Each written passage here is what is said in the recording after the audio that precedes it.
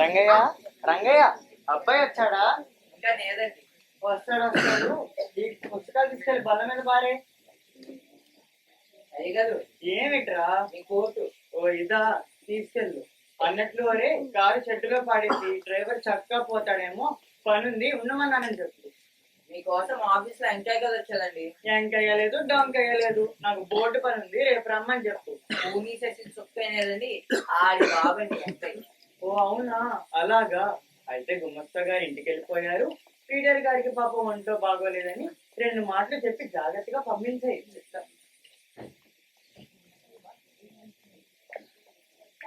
ఆగక్కడ, నువ్వు కాదు, నువ్వు ఇలా రా. ఎందుకేమిటి అలా తొంగి చూసి తక్కపోతున్నావు? ఎక్కడికి? కాఫీ వద్దు, కషాయం వద్దు, నువ్వు ముందు రారా, వచ్చేలా కూర్చో.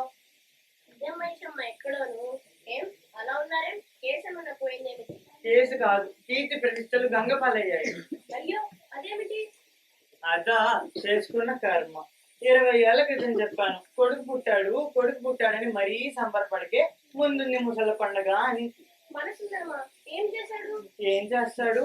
నా వంశ మర్యాద లేదు, అది ఎట్టుకెళ్ళి మరిలో పోయించి పిండి ఆడిస్తున్నాడు. అసలు దీనికి అందరికీ కారకురాలో నువ్వు. నీ ఆశలో చూసుకునేగా వాడింత అఘాయిత్యం చేశాడు. వస్తోంది, ఇంకేముంది, కేసు డిస్మిస్. అయితే విను, నీ కొడుకు పీకలు ప్రేమ వ్యవహారంలో దిగాడు. అదే సొంత అబద్ధం, చదువుకో ఎత్తరం.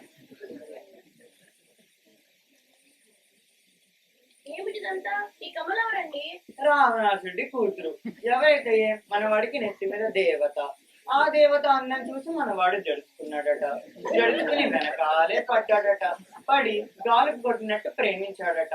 ప్రేమించి తన గుండెకాయ పట్టుకెళ్ళి ఆ అమ్మాయి పాదాల ముందు పాడేసి తలక పిండి తినమన్నట్టు తినేయమన్నాడట. అది ఇందులో కవి హృదయం. నువ్విలా వెనకేసుకొస్తుంటేనే వాడంత ముందుకి దూకాడు. చివరికి పెళ్లి చేసుకుంటానని ప్రమాణం కూడా చేశాడట.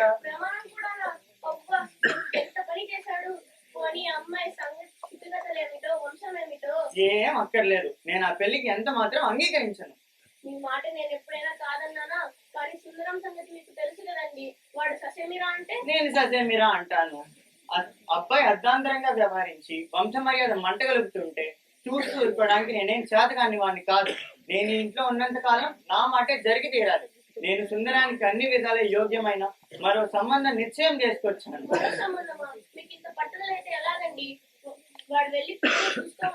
ఇంకా చూడటం ఏంటి? తాంబూలాలు పుచ్చుకునేందుకు పెళ్లి వారిని ఇప్పుడే 5 గంటలకి రమ్మన్నాను. అంతా స్థిరపడిపోయింది. అయితే ఇంట్లో నుంచి వెళ్ళిపోమంటాను. అవేం మాట్లాడి నిక్షేపం లాంటి సంసారంలో ఎన్ని గొడవలు వచ్చాయి. మీ పట్టుదలకి రెట్టింపు పట్టుదల వాడి దగ్గర ఉంది. పైగా దురుసు మనిషి కూడాను. అయితే కాస్త ఆలోచించండి. తప్పులు క్షమించి ఆదుకోవాల్సిన కన్న తండ్రి విసిరి కొట్టి విసిరెత్తి వాడే అదాయితం ఏమైనా చేస్తే నేను జన్మంతా అదో లక్షణ అని ఏడవాలి. ఏడిసినట్టే ఉంది. వాడి తరపున వకాల్తా పుచ్చుకునేందుకు నువ్వు. మీరు ఇలా తయారవుతారని నాకు ముందే తెలుసు. అందుచేత నేను ఇంకా కులే కట్టే మనవాడు ప్రేమించిన కమల సంబంధమే స్థిరపరచుకొచ్చాను. అవునా? మీరంతా మంచివారండి. అవునులే, మనకి జరిగిన లాభం బట్టేగా ఎదుటి వారి మంచితనం కలవడం. ఈ కమల ఎవరండి? మన సర్కిల్ ఇన్స్పెక్టర్ విక్రమరావు గారు లేరు? మొన్న ధైర్యంగా మంటల్లో దూకాడన్నారు. ఆయన కమల ఒక్కతే కూతురు. బిఏ చదువుతోంది. ఆస్తి పర్వాలేదు. పైగా మనవాడు ఎన్నుకున్నాడు కనుక విక్రమరావు గారిని ఇప్పుడే 5 గంటలకి తాంబూలాలు పుచ్చుకునేందుకు రమ్మన్నాను. 5 అవుతోంది. చివరికి మీరన్నీ ఇలాగే చేస్తారు. ఏం? నాకు ఒక్కగానొక కొడుకు కదా, వాడి పెళ్లి విషయంలో నా ప్రమేయం ఏమీ లేకుండా చేస్తారా? నేను వెళ్ళి పిల్లని చూసుకోవడం, నాకు నచ్చడం, కట్నాలు కానుకలు మాట్లాడుకోవడం ఏమీ అక్కర్లేదంటున్నారా? కొడుకు గారు వెళ్ళి రహస్యంగా ప్రేమించారు. తగుదమ్మా అంటూ తండ్రి గారు వెళ్ళి కాయపరుచుకొచ్చారు. ఇంత విని మళ్ళీ నసుగుడు మొదలెట్టామేమిటే? కట్నాలు కానుకలు అన్ని మనకి లాభసాటిగానే స్థిరపరచుకొచ్చాను. ఇక అమ్మాయి ఉంటుంది ఎర్రగా, సన్నంగా, నాజుగ్గా 2 జడలు వేసుకుని. అదేమిటి? 2 జడలు వేసుకుని అమ్మాయిలంటే నాకు ఒళ్ళు మంట. చక్కగా పని పాట నేర్చిన పిల్లే ఉండాలి. కానీ 2 జల్లు 16 జల్లు వేసుకుని ఇల్లంతా తిరుగుతూ కూర్చుంటే ఇక మనకేం కదండి. నీకు అభ్యంతరం వల్ల 2 జడలేగా, పెళ్ళవగానే చిక చుట్టించే. అసలు ఈ సుందరం వ్యవహారం నాకేం నచ్చలేదండి. రాణిని చెబుతాను, మొహం మాయ కొడతాను. ఏమో, మీసాలు వచ్చిన కొడుకుల్ని మిత్రుల్లా చూసుకోవడం తల్లిదండ్రులకి మంచిది. ఏమీ పర్వాలేదు. అసలు నేను కళ్ళు తెర్ర చేశానంటే వాడు గజ గజ వణికిపోతాడు. ఏం లాభం లేదు. ఆ అమ్మాయి కళ్ళు సన్న చేసిందంటే వాడు గబ్బగబ్బా లేదు. ఎందుకు అప్పలేనాను? ఏం నీకు ఇష్టం వచ్చినట్టు ప్రేమించడమేనా? మంచి చెడ్డ చూసుకోక్కర్లేదా? పెద్దవాళ్ళని అడగక్కర్లేదా అని 4 మాటలు గట్టిగా అడగలేరు? ఎందుకు అడగను? అడుగుదామని నీ ముందు రిహార్సల్స్ చేశాను. మళ్ళీ ఆగమన్నామంటే జాగ్రత్త. అన్నట్లు మరొకటి, పెళ్లివారు వచ్చే లోపల సుందరానికి ఈ పెళ్లి స్థిరపరచుకొచ్చినట్లు ఎంత మాత్రం తెలియకూడదు. తెలిసిందా? రంగయ్య, రంగయ్య, ఏం బాబయ్య? లోపలికి వేడి వేడి కాఫీ పట్రా. ఒరే రంగయ్య, అబ్బాయికి పెళ్లివారు వస్తున్నారు. ఏంటి సుందరం బాబుకే? ఏ ఊరండి? ఈ ఊరే, సర్కిల్ గారు అమ్మాయి, ఏ పిల్ల. ఏంటి చెప్పేది కదే? చెప్పి గంట అయింది, నువ్వు ముందే కాఫీలు పట్రా. ఏం అలా చూస్తారేం? నోట్లో నువ్వు గింజ కూడా నానదు. ఎప్పుడైనా చెప్పాను పెళ్లి సంబంధం రహస్యంగా ఉంచలే అని. వీడి చెబితే ఏమండి? వీడెళ్ళి వాడు రాగానే చెప్పేటట్టే. అప్పుడు నేనేమని కాకలేస్తాను? మర్చిపోయానండి.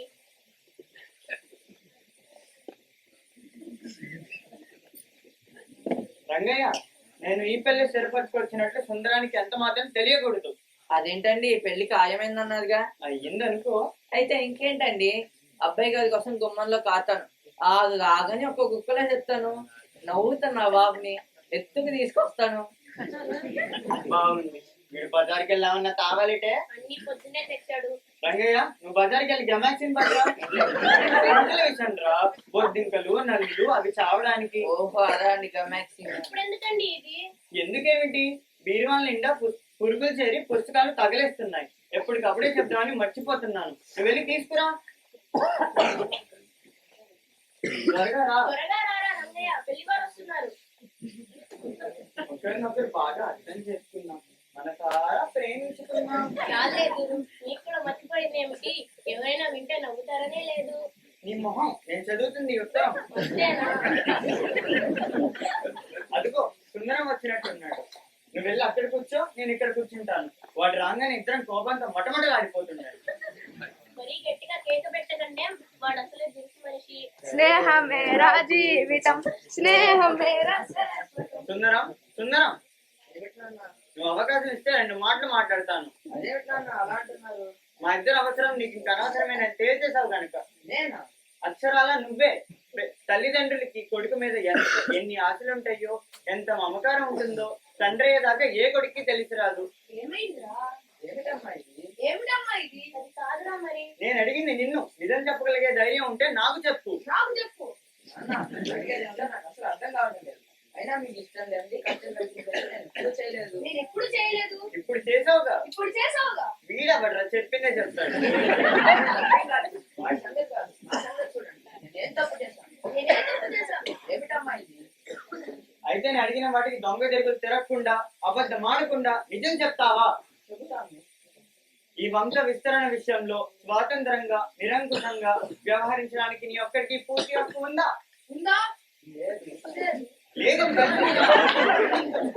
మమ్మల్ని విస్మరించి స్వాతంత్రించి పెళ్లి చేసుకుంటానని ఎందుకు ప్రమాణం చేశావు? ఎందుకు ప్రమాణం చేసావు? పెళ్ళా? ప్రమాణమా? అవునరా కమల. కమలా? మరేరా సర్కిల్ గారు అమ్మాయి. నీకెలా తెలుసు? నువ్వు నోరు ముయ్. ఎవరా ఈ కమల? విక్రమరావు గారు అమ్మాయి. నువ్వు ప్రేమించావా? నువ్వు ప్రేమించావా? మరే నాన్న. ఎందుకు ప్రేమించావు? ఎందుకా? ఏం అలా తెల్లపోతావేం? ప్రేమించి పెళ్లి చేసుకోకుండా ఉండలేని ఎలా నిర్ణయించుకున్నావు? క్షమించండి నాన్న, ఎప్పటికప్పుడు మీకు చెప్దామని అనుకుంటున్నాను, కానీ అవకాశం చిక్కడం లేదు. ఈ ససపిసలే నా దగ్గర పనికిరావు. మీరు కూడా పూర్తిగా అంగీకరిస్తారని నేను ఆశిస్తాను. నువ్వు హద్దు మీరి వ్యవహరించావా లేదా? వ్యవహరించాను. ఇది నా జీవిత సమస్య నాన్న. అందుకనే చెబుతున్నా సుందరం, నేను ఈ పెళ్లికి ఎంత మాత్రం అంగీకరించాను. అంగీకరించను. నాన్న మరోసారి ఆలోచించండి. నేను కమల మనసారా ప్రేమిస్తున్నాను. నా కమలకు నేను ద్రోహం చేయదలుచుకోలేదు. పాయింట్ లేకుండా వాదించు సుందరం. ఆ ప్రమాణం ఇక వదిలే. నేను నీకు అన్ని విధాల యోగ్యమైన మరో సంబంధం నిశ్చయం చేసుకొచ్చాను. మరో సంబంధమా? అవునురా, సంబంధం అన్ని విధాలా యోగ్యమైంది. ఆస్తిపాస్తులుండి చదువు సంస్కారం కలిగి అంద సంఘాలతో నిండిన పిల్ల. అందుచేత తాంబూలాలు పుచ్చుకునేందుకు పెళ్లి వారిని ఇప్పుడే 5 గంటలకి రమ్మన్నాను. 5 గంటలకి రమ్మను. ఏం లేదు నాన్న, ఈ పెళ్లి చేసుకోవడానికి నేను ఏమాత్రం అంగీకరించను. నా కమలకు నేను ద్రోహం చేయదలుచుకోలేదు. అయితే నీ కమల కోసం నీ కన్న తల్లిదండ్రులకు కూడా ద్రోహం చేయడానికి ఇష్టపడుతున్నావు అనమాట. అంత మాట అనుకుంటున్నాను. ఇద్దరు నా దైవ సమానులు. కమల నా ప్రాణం. ఏమిటమ్మా ఇది? బాధపడుతుంటాం ఏమండి? నువ్వేం మాట్లాడడానికి వీల్లేదు. నేను ఇంకా ఊరుకోలేదు. అయితే వెళ్ళు, లోపలికి వెళ్ళు. ఆలోచించుకో సుందరం. అవతల పెద్ద మనిషికి మాట ఇచ్చాను. నా వంశ మర్యాదల్ని, నీ ప్రేమ వ్యవహారాన్ని చూసుకో, తేల్చుకు చెప్పు. ఈ పదవ ఇంకా నాకంటే కనబడుతుంది. నువ్వేమన్నా నాతో ముందు చెప్పవనుకున్నా. ఏదో కాలేజ్ కి వెళ్తున్నావు, గుర్తుగా చదువుకుంటావు అనుకున్నాను కానీ ఆలోచించుకో.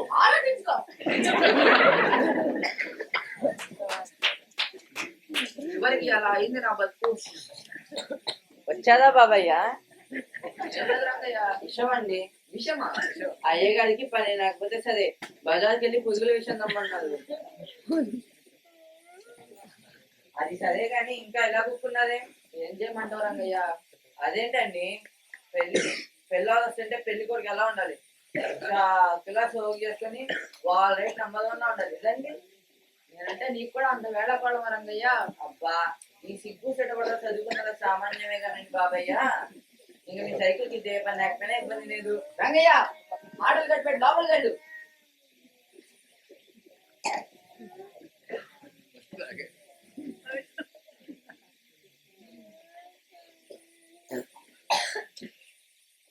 అవన్నీ ఎవరికి రంగయ్య? పిల్లలకండి. అమ్మగారు ఏం చేస్తున్నారు? మేడ మీదకి వెళ్ళదు. నాన్నగారు, అయ్యగారు కూడాను. అది ఏదోనండి, అమ్మగారు ఏమన్నా అయ్యగారు ఖర్చు కూర్చుమంటున్నారండి. వాళ్ళ మాట నెగ్గించుకు తిడతారనమాట. సరే ఒరే, వెళ్ళి బయట కూర్చో. ఎవరిని వస్తుంటే నాకు చెప్పు. అమ్మగారు పిలుస్తానండి. జన్మంతా వాళ్ళకే చేయరా? ఈ ఒక్క పని చేయి. ఇంకెప్పుడు ఏమి అడగను. మాట అంటేనే అందుకోసం ఎడుతున్నాను.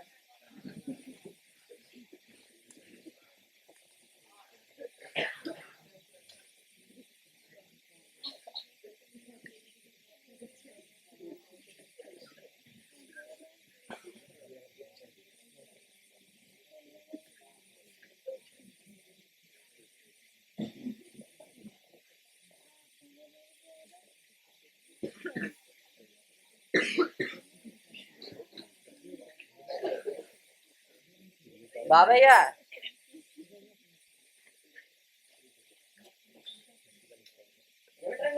మీకోసం ఎవరో అమ్మాయి కదా వచ్చాదండి. ఎవరా అమ్మాయి? ఎవరో కమల కదంట. కమల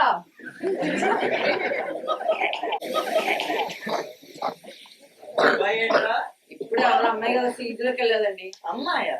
ఎవరో కమల కదంట.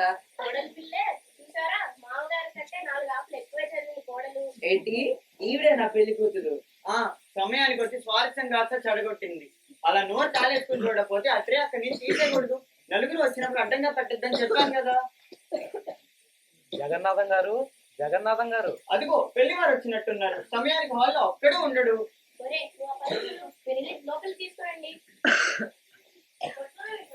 విషయమండి. లేకపోతే సరే, అవి పట్టుకెళ్ళి వాళ్ళ ఆఫీస్ దగ్గర పారి. ఏ గుమ్మస్తానో తింటాడు, తీరిపోతుంది. ఏమే మన వియంకులు విక్రమరావు గారు. అలానా? నమస్కారం అండి. ఈమె నా భార్యశ్రీ, మా మామగారు జ్ఞానశ్రీ గారు. ఈమె నా భార్య విజ్ఞానశ్రీ. ఏమిటి, సాక్షాత్తు జ్ఞానశ్రీ గారే ఇన్నాళ్ళు తమ అమూల్య వేదాంత రచనలు పారాయణం చేసుకోవడమే గాని తమని దర్శించుకునే అదృష్టం జన్నడు కలగలేదు. ఇవాళ మీ రాకతో మా ఇల్లు నిజంగా పావనమైంది. చాలా కృతజ్ఞుణ్ణి. ఎంత మాట! వారెవరో తెలుసా? దేశానికి విజ్ఞాన దీపం అని ప్రఖ్యాతి చెందిన వారు.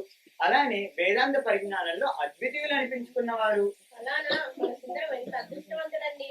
ఇంకా సందేహమా? అన్నట్లు ఆ భగవద్గీత వ్యాఖ్యానం తర్వాత తమిళ మరేమన్నా రచించారా? ఆయన రాసే కవితలు విన్నాక రాళ్ళు కూడా కరిగిపోయాయంటే నమ్మండి. వట్టి రాళ్ళే కాదు, వెనకాలేసుకున్న 4 రాళ్ళు కూడా కరిగిపోయాయి. అసలు కూడా ఒక వ్యసనమే. అలవాటు పడ్డ చేతికి చేయాడుతున్నంత సేపు ఆట విడుపు ఉండదు. అంతా భగవత్ సంకల్పం. ఈ మధ్యనే ఉపనిషత్సారం అనే రచన పూర్తి చేశాను. వచ్చవుతోంది. ఉపనిషత్సారమే చాలా బాగుంది. రంగయ్య, వెళ్ళి కాఫీలు తీసుకురా. ఈ మధ్య జరిగిన ఘోర అగ్ని ప్రమాదంలో మా అల్లుడు చూపెట్టిన ధైర్య సాహసాలకి నేను ముగ్ధున్నై కేవలం పండితుణ్ణి గనక ఈ గ్రంథాన్ని అతనికి అంకితం ఇవ్వదలిచాను. కృతికర్త కృతికర్త. తప్పకుండా ఇవ్వవలసిందే. మరణంతో రణం అంటే మా వారికి మహా ఇష్టం. ఆ ముద్ర కూడా ఘనకార్యమే. ఇలాంటివి మా ఉద్యోగంలో నిత్య కృత్యాలు. ఏమిటి నిత్య కృత్యాలా? అత్తగారు మీరు దీనికే ఆశ్చర్యపోతున్నారు. నేను మిలిటరీలో పనిచేసిన 2 ఏళ్లలోనూ నా 2 చెవుల నుంచి తుపాకీలు ఊరికే దూసుకుపోయేవి, కత్తులతో దూసుకుపోయేవి. అబ్బా, ఇంకా చెప్పకండి, నాకు భయం వేస్తుంది. రంగయ్య, రామయ్య ఇంకా ఏం చేస్తున్నావురా? కాఫీ లేకు. బావగారు తాంబూలానికి ఆయుధాలు పుచ్చుకుని వచ్చారేమిటి? ఓ ఇదా, బజార్లో పని చేసుకొని మామగారు స్టేషన్కి వచ్చారు. ఇంటికి వెళ్ళి సక్రమంగా వద్దామనుకుంటే ఇంతలో యాక్సిడెంట్ అని ఫోన్ వచ్చింది. దాంతో ఇలా వచ్చాం. యాక్సిడెంటే? ఏమిటది? ఎవరో కుర్రాడి మీద నుంచి లారీ పోయిందట. రామరామ, సోనియా కుర్రాడు బతికాడండి బాబు. ఇంకా బతకడం ఏమిటే? మీద నుంచి వెళ్ళింది చంటి పిల్లాడి సైకిల్ అనుకున్నావా? దారుణమైన లారీ. చావులు ఎంత విచిత్రంగా ఉన్నాయండి ఈ రోజుల్లో. యారా, అసలు విచిత్రం ఏమిటంటే ఆ కుర్రాడు బతికాడు. పైగా లారీ డ్రైవర్ గుండాకి చచ్చిపోయాడు. సిగ్గుపడాలే గాని మృత్యుకి చోటుతో పనేముందండి. జన్మ మరణములు జనులకి నిక్కం. అడవిలోనున్నా ఆలయంబునున్నా. ఎంత బాగా సెలవిచ్చారు. రంగయ్య, కాఫీ తీసుకురారా. బాధపడవలసింది దాని గురించి కాదు, ఈ రుణం ఎంత త్వరగా తీరిపోతుందా అని. పాప పంకిలం కదండి ప్రపంచం. విముక్తుడైన వాడే ధన్యుడు. ఆది దంపతులు ఎంత బాగా సెలవిచ్చారు. మరి మనుషులకి ఇంకా మృత్యు అంటే భయం దేనికండి? అజ్ఞానం అండి, అజ్ఞానం. మృత్యు చేసే పనేముంది చెప్పండి. దేహం నుంచి ఆత్మను వేరు చేస్తుంది. బ్రహ్మ రుద్రులైనా దాని దారికి అడ్డు రాలేరు. మృత్యువుని ఎదుర్కోలేక మనసు భయానికి బానిసైపోతుంది. మనమే త్రుంచి వేసుకున్న నాడు మరణం అంటే మనకి భయం కాదు, కాదరే ఉండదు. పంచవేలు ఆయన. ఇదేమిట్రా ఇలా ఉంది? ఏ పని తిన్నగా చేయవు.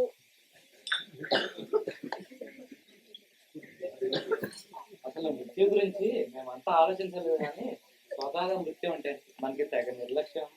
ఏం చేస్తారంటే మృత్యుకి మాత్రం ప్రతిరోజు 109 చిన్న మీటింగ్ అవుతూ ఉంటుంది.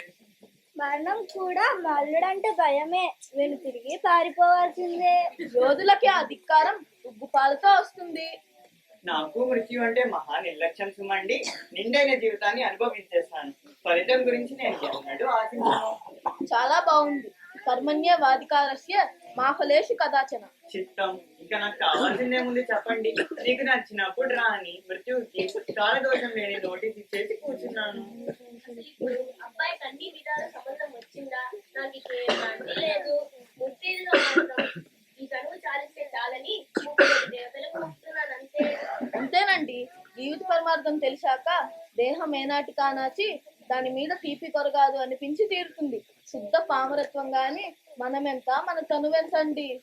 ఇది ఉత్తి నీటి బుడగ కదండి, తేల్తాం పేల్తాం అంతే. ఆహా, జ్ఞానశ్రీ గారు, విజ్ఞానశ్రీ గారు, మీరు మా ఇంట్లో ఉండిపోకూడదు. ఎందుకు? 9 ప్రధానం అత్తమని వినొచ్చు కదా అని.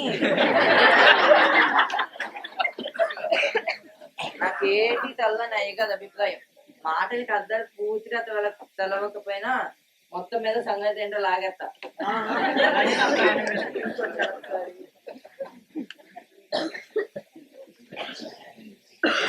సంగతి చెప్పనా అండి? ఏంటది? అవశ్యం చెప్పు. ధైర్యం కన్నా, వేదాంతం కన్నా, చివరికి తెలివి కన్నా దరిద్రం గొప్పదండి. చాలా ఖచ్చితంగా చెప్తున్నావే.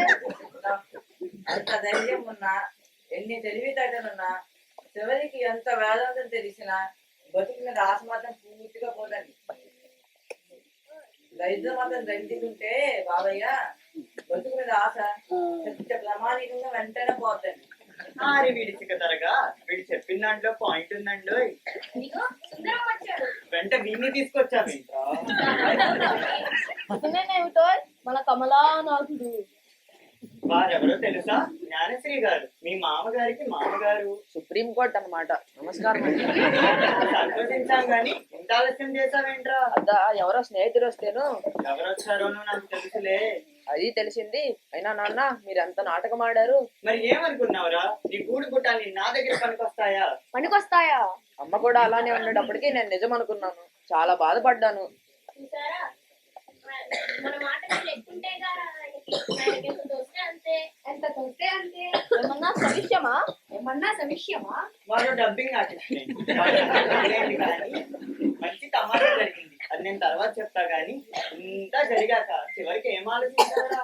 ఆలోచించేదేముంది, సర్వనాశనం అయిపోయాను అనుకున్నాను. చివరికి నా మీద నాకే అసహ్యం వేసి అసహ్యం వేసి రంగయ్య ఆ బల్ల మీద కప్పు పెట్టా, ఏమైంది? అబ్బో మాట మార్చుకుంటా చెప్పు. రంగయ్య కప్పు ఏం చేసావు? అదేనా అండి, అదే ఏం చేసావు? ఈ రాళ్ళతో కాఫీ పోసి ఇచ్చేసాను. అల్లరి కాదమ్మా, ఎంత దారుణం జరిగిపోయింది. ఇప్పుడు ఎలా? దారుణమేమిట్రా? ఏం లేదు, మీరు ఉండండి. అసలు విషయం ఏంటి చెప్పకుండా అంత కంగారు పడతాయి ఎందుకు? సుందరం, నువ్వేదో ధైర్యం అన్నవాడు అనుకున్నాను. ఏంటి సంగతి? కురుతనం కదూ, కంగారు సామాన్యమే. ఏమిటి నాయన సంగతి? అబ్బా, సంగతి ఏమిటో చెప్పకుండా ప్రాణం తీసేస్తారు. ఈ వంశంలో ఉన్నదే ఇది. నాకు గడుస్తుంది. ఏంటో కానీ ఏమి సంగతి?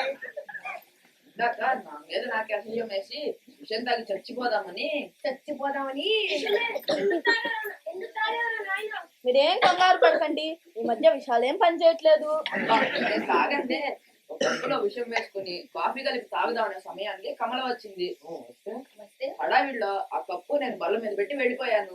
వెళితే ఈ చెమట ఆ కప్పులో కూడా కాఫీ పోసి మీరు ఎవరికో ఇచ్చేశాడు. అంతలోనూ కాదండి, ఏదో ఒక కప్పులోనే ఉంది. ఎంత పని చేసావరా అప్రాక్షుడా? అసలు నీకు విషయం వచ్చిందిరా? ఎక్కడిదిరా? రంగయ్య తెచ్చాడు పురుగుల విషయం. నేను అప్పుడే మొత్తుకున్నాను. మీరు ఈ దిక్కుమాలిన విషయం ఎందుకంటే వింటేగా ప్లాన్ అంటూ ప్రాణం మీద తెచ్చారు. అర్థం బద్దం లేకుండా ఏమిటా వాగుడు? కదే పూరుకో. రంగయ్య అదే ఇలా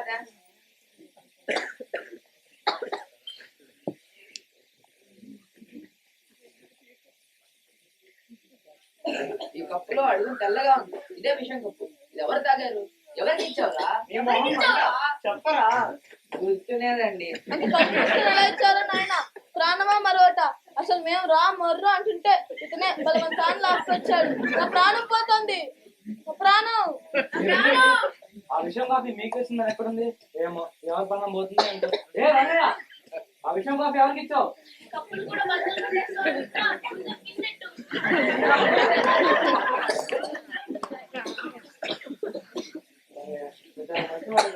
చెప్పరంగయ్య, ఆ విషయం కాఫీ నాకు ఇవ్వలేదు కదా. నీకు ఇవ్వలేదు నాయన, వాడు కేవలం నాకు కేటాయించబట్టి ఎవలాడు వాడు నాకే ఇచ్చాడు. నా ప్రాణం పోతుంది, నా ప్రాణం. ఇలా ఇంట్లో వీణ మీద తలెక్కిస్తూ కూర్చుంటే నా ప్రాణం కాలిపోతుంది.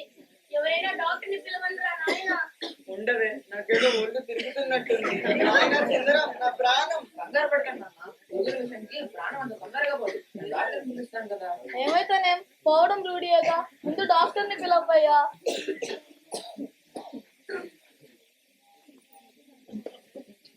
హలో, డాక్టర్ గారు ఉన్నారా? రంగయ్య, డ్రైవర్ ఉన్నారు చూడు. డాక్టర్ గారు మీరేనా? నేను లాయర్ జగన్నాథం గారు కొడుకుని మాట్లాడుతున్నాను. మీరు వెంటనే ఇక్కడికి రావాలి. ఇక్కడ అంతా ప్రమాదంగా ఉంది. ప్రస్తుతం ఎవరో చచ్చిపోతున్నారు. ప్రస్తుతం ఎవరో తెలియదు. ప్రాణాలు పోతున్నాయండి, మీరు వెంటనే రావాలి. ఇంకా ఎవరికో తెలియదు, అంతా ప్రమాదంగా ఉంది. కారు పంపించమంటారా? మీరే కారులో వస్తారా? సరే, వెంటనే రండి. దోశలేమిటో? కర్మ, వాడికి దోశలు అంటే తగ ఇష్టం. దోశలు తిన్ననాడు కేసులు కేసి చూడడు. అయితే ఇప్పుడు మా మాట ఏంటి? వాడు నాతో చదువుకున్నాడులేండి, ఇక్కడికంటే అన్ని వదిలేసి వస్తాడు. ఏమో, నాది అసలే ముసలి ప్రాణం. దాని మొహమాట పెట్టి గెంతుకు వస్తున్నాను. ఇదిగో, నేను 5 దోశలు ఇచ్చుకుంటాను గాని అతను త్వరగా రమ్మని మళ్ళీ ఫోన్ చేయరు ఆయన. అక్కర్లేదులేండి, బయలుదేరారు. డ్రైవర్ ఉన్నాడండి. అక్కర్లేదు కానీ నువ్వు వెళ్ళి బయట కూర్చో. డాక్టర్ గారు వస్తుంటే రమ్మను.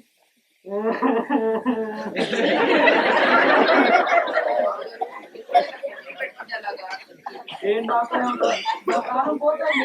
నేను చదవడానికి వీల్లేదు, నేను బతకాలి. డాక్టర్ వస్తున్నారు, కంగారు పడకండి. నాయనా సుందరం, నీ వేలు చూపెట్టు. వేళ్ళ? అవునురా, అవి 3 లేదు, 5. అయిపోయింది.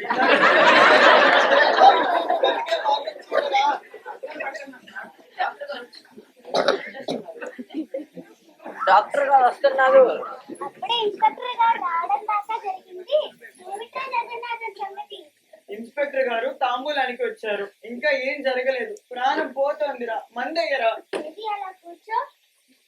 డాక్టర్ అనవసరంగా కంగారు పడుతున్నారు. విద్యుత్ కాఫీ తాగి నేను నా ప్రాణం పోతుంది. ప్రాణం పోతుంటే నాకు ఇంకా నిమిషాల మీద ఉన్నాను. ముందు నాకు మందు లేకపోతే లాభం లేదు. డాక్టర్ గారు నా ప్రాణం పోతుంది, ముందు నాకు మందేయండి. డాక్టర్ గారు నాకు ప్రాణం పోతుంది, మందేయండి. ప్రాణం మాట దేవుడనకు గాని ముందు మీ అందరికి వదిలిపోయినట్టుంది. ఒకసారి కూర్చోండి చెబుతాను. వీళ్ళంతా విషయం తాగారే సార్? లేదండి, ఎవరో ఒకళ్ళే తాగారు. మరి అంతా కళ్ళు తేలేస్తున్నారేంటి? అసలు ఏంటా విషయం? గురుకుల విషయం. గెమాక్సిన్ రా. ఇట్లా చేస్తున్నారా? ఏమాత్రం వినింది? 4 చెంచాలు. 4 అంటే 4. ప్రాణం పోతుంటే మా ప్రశ్నలు ఏమిటి? ఏడ్చినట్టే ఉంది. 4 చెంచాలు గమాక్సిన్కి ఎలుక పిల్ల కూడా చావదు. ఏడుదంటున్నా. డాక్టర్ గారు మరి ఏమిటి? అయితే ప్రాణం పోదంటారా? ఎక్కడికి పోదు. పోయినట్టే ఉంది.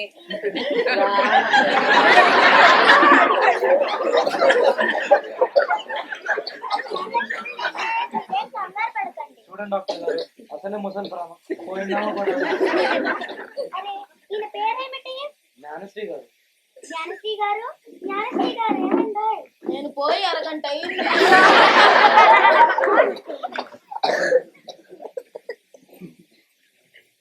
ఇదేమిటయ్యా నాడి గోడ గడియారంలా కొట్టుకుంటుంటే ప్రాణం పోయిందంటారు. ఏమిటి నా ప్రాణం పోలా? నేను నా ప్రాణం పోతూ పోతూ ఉంది కాబోలు. మీ కాళ్ళు ఎట్టుకున్నాను డాక్టర్ గారు, మందేదైనా చూడండి బాబు. మీరు మరీ దారుణం మనిషిలా ఉన్నారు కదండి తాతగారు. జీవితయాత్ర చాలా మట్టుగా సాగిపోతుంది. మీకు ఇంత తాపత్రయం ఉంటే ఎలా చెప్పండి? ఎందుకైనా మంచిది మీరంతా అలా మాత్రం వినండి.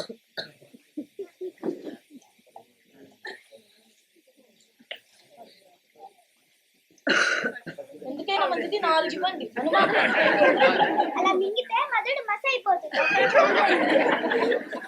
డాక్టర్ గారు మాత్ర ఇచ్చారు, ఒక మాట పరీక్ష చేస్తే బాగుంటుంది. ఏమీ అక్కర్లేదమ్మా. ఎంత చిన్నదానికి ఎంత గొడవ చేశారు. ఇలాంటి సమయంలోనే ధైర్యంగా లేచి నిలబడాలి. అదేంటి డాక్టర్ గారు, కలిసింది గమాక్సినా మాలోట? అసలు కొనాల్సిందంటే పర్వాలేదంటున్నాను. నాకు ఉన్నప్పుడు పొట్లం కనిపిస్తే పంచదార అనుకుని 60 విసులు వేశాను. ఏం మనిషిరా, రుచి కూడా తెలియలేదురా. మనకి తెలిసే వాటికి 60 విసులు అయిపోయింది. అబ్బా అరవిస్తుడే అయితే అప్పుడు తమరు పోలా? తాతగారికి మాత్రం బాగా పట్టించినట్టు.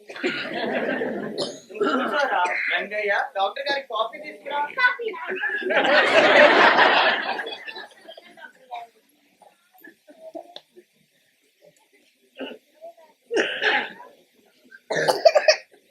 హలో, ఎవరు? డాక్టర్ గారు కావాలా? ఎవరోయ్? మీ కాంపౌండర్. అరే ఆ కంగారేంటి, త్వరగా చెప్పండి.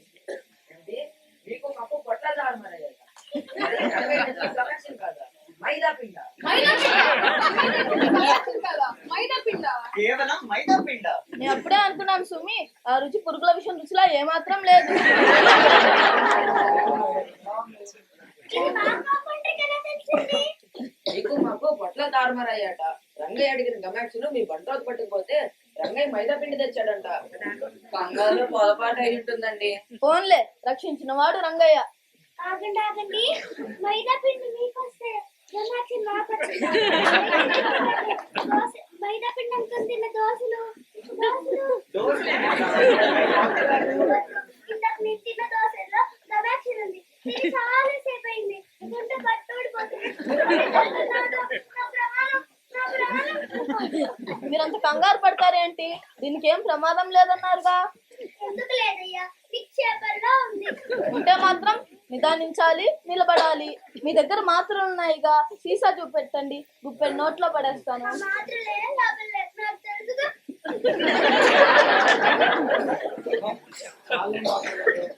ఇంత చిన్న విషయానికి కళ్ళమ్మ నీళ్ళు ఎట్టుకుంటారా? ఏం బయలుదేరి డాక్టర్ గారు, మన ఆసుపత్రి దాకా నేను తీసుకెళ్తాను. సుందరం, నా త్వరగా ట్రై చేయాలి సుమా.